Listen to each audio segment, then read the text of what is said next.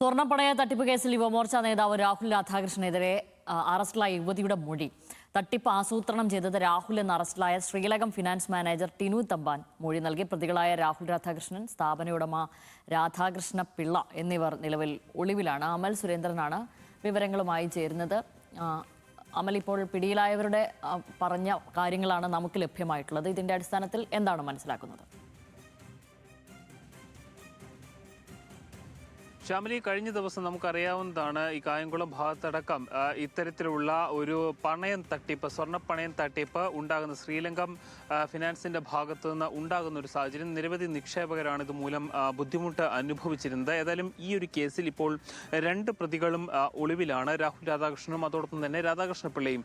100 പവനോളം സ്വർണത്തിന്റെ തട്ടിപ്പാണ് ഇവിടെ നടന്നിരിക്കുന്നതെന്നാണ് പ്രാഥമികമായി നമുക്ക് മനസ്സിലാക്കുവാൻ സാധിക്കുന്നത്. ഈ ഒരു കേസിൽ പിടിയിലായിരിക്കുന്ന അല്ലെങ്കിൽ പോലീസുമായി ബന്ധപ്പെട്ട് ഇപ്പോൾ ചോദ്യം ചെയ്യലിന് വിധേയമായിക്കൊണ്ടിരിക്കുന്ന യുവതിയുടെ മൊഴിയാണ് യുവമോർച്ച നേതാവ് കൂടിയായിട്ടുള്ള രാഹുൽ രാധാകൃഷ്ണന് കുടുക്കായിട്ട് വരുന്നത്. ആസൂത്രിതമായിട്ടുള്ള ഒരു തട്ടിപ്പാണ് ഇദ്ദേഹത്തിന്റെ ഭാഗത്ത് നിന്ന് നടന്നത് എന്ന തരത്തിലുള്ള മൊഴിയാണ് ഈ യുവതി പോലീസിന് നൽകിയിരിക്കുന്നത്.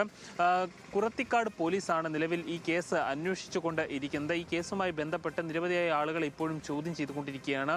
ഈ പ്രതിപ്പട്ടികയിൽ ഉൾപ്പെട്ട ചിലരെല്ലാം പോലീസ് മുൻപാകെ ഹാജരാക്കി ചില മൊഴികൾ നൽകുവാനോ അല്ലെങ്കിൽ പോലീസുമായി ചില വിവരങ്ങൾ കൈമാറുവാനും ഒക്കെ തയ്യാറായിട്ടുണ്ട് എന്നും നമുക്ക് അറിയാൻ സാധിക്കുന്നു. ശ്യാമിലി.